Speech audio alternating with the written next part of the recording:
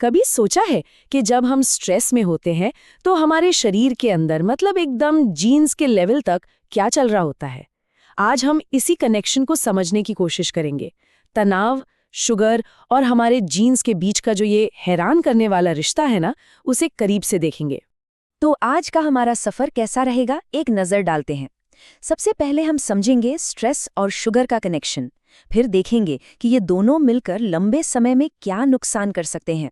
इसके बाद हम जीन्स की भूमिका को देखेंगे और आखिर में बात करेंगे उस टेक्नोलॉजी की जो हमें अपनी हेल्थ को बेहतर ढंग से समझने में मदद कर रही है। देखिए, तनाव तो हम सब महसूस करते हैं, है ना? पर सवाल ये है कि क्या ये सिर्फ एक फीलिंग है या हमारे शरीर के अंदर सच में कुछ बदल रहा है? चलिए आज इसी बात की तह तक चलते हैं। तो चलिए अपने पहले सेक्शन पर आते हैं। यहाँ हम ये देखेंगे कि रोजमर्रा का जो स्ट्रेस है उसका हमारे ब्लड शुगर से सीधा क्या लेना देना है। अच्छा, इस कनेक्शन को समझने के लिए ना एक बहुत जरूरी शब्द समझना होगा, इंसुलिन रेजिस्टेंस। अब ये क्या है? इसे ऐसे समझिए, इंसुलिन एक चाबी की तरह है जो हमारी कोशिकाओं का ताला खोलती है ताकि वो एनर्जी के लिए शुगर ले सकें। लेकिन जब इंसुलिन रेजिस्टेंस होता है तो समझ लीजिए कि ताले में जंग लग गया है। चाबी तो है पर वो ठीक से काम नहीं कर पा रही। तो साइंस इस बारे में क्या कहता है?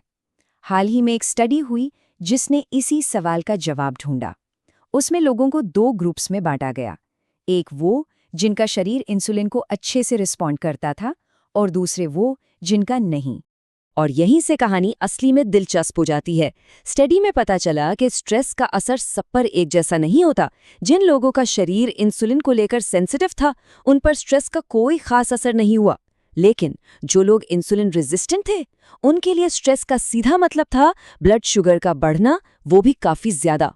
अब ये नंबर देखकर शायद थोड़ा टेक्निकल लगे, पर इसकी कहानी बहुत बड़ी है।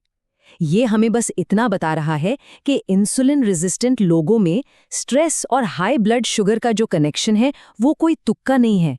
ये एक असली बायोलॉजिकल रिएक्शन है जिसे नापा जा सकता है। तो सवाल ये उठता है कि जब स्ट्रेस की वजह से शुगर बार बार बढ़ती है तो लंबे समय में क्या होता है? चलिए अब इसी पर बात करते हैं और इसके लॉन्ग टर्म इफेक्ट्स को समझते हैं। देखिए, जब ब्लड में शुगर लगातार हाई रहता है तो ये हमारे शरीर को 2 लेवल पर नुकसान पहुंचा सकता है। इसे हम माइक्रोवैस्कुलर और मैक्रोवैस्कुलर कॉम्प्लिकेशंस कहते हैं। इसे ऐसे समझ सकते हैं कि नुकसान 2 लेवल पर हो रहा है। पहला है माइक्रोवैस्कुलर डैमेज। ये हमारे शरीर की सबसे छोटी, बारीक खून की नसों को असर करता है, जैसे आंखों में, नसों में और किडनी में। और दूसरा है मैक्रोवैस्कुलर डैमेज। ये हमारी बड़ी आर्टरीज मतलब मेन पाइपलाइन को टारगेट करता है, जिससे हार्ट अटैक और स्ट्रोक जैसी बड़ी बीमारियों का खतरा बढ़ जाता है। तो यहाँ एक बड़ा सवाल खड़ा होता है, क्या हमारे जीन्स का भी इसमें कोई रोल है? मतलब क्या कुछ लोगों में इन बीमारियों का खतरा जेनेटिकली ज्यादा होता है? चलिए देखते हैं भी साइंस क्या कहता है।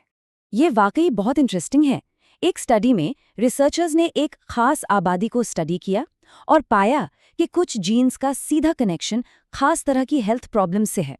जैसे उन्होंने देखा कि SHNK3 जीन आंखों की दिक्कतों से जुड़ा हो सकता है और PCNT जीन दिल की बीमारियों से।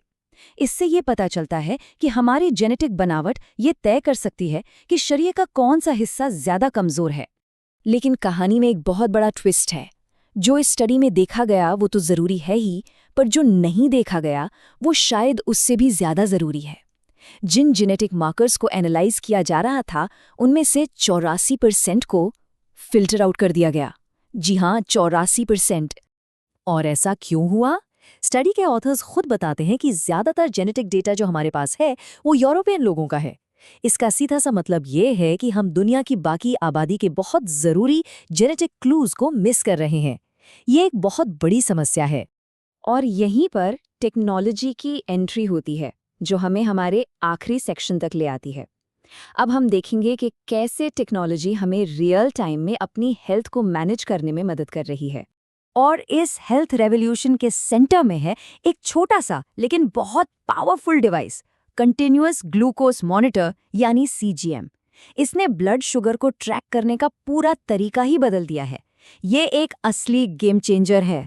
और इसका फ्यूचर तो और भी कमाल का लग रहा है। साल 2025 CGM टेक्नोलॉजी के लिए एक बहुत बड़ा साल होने वाला है। कई बड़ी बड़ी कंपनियां अपने नए और बेहतर डिवाइस लाने की तैयारी में हैं।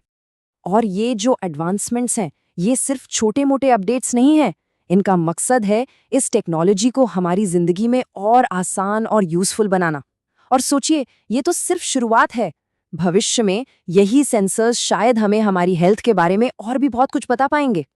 तो चलिए, अब सारी कड़ियों को जोड़ते हैं।